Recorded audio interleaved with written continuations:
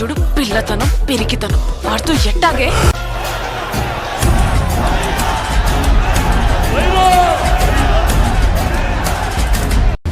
అప్పుడప్పుడు ధైర్యానికి కూడా తెలీదు అవసరానికి మించి తను ఉండకూడదని.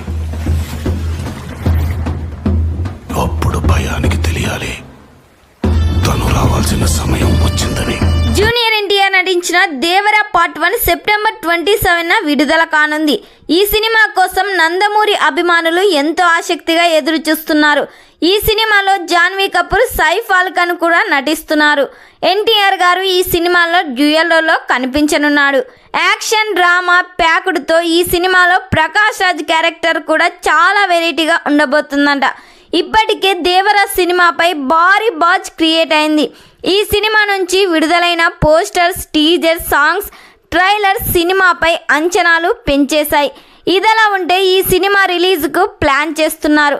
దేవరా వరల్డ్ వైడ్ పై ప్రేక్షకుల్లో చాలా క్రియేట్ చేసింది. దేవరా యుఎస్లో ఈ సినిమా కొత్త ట్రెండింగ్ ని సెట్ చేసింది. ప్రీ బుకింగ్ సేల్స్ లో దేవరా 45 టికెట్లు అమ్ముడుపోయాయి.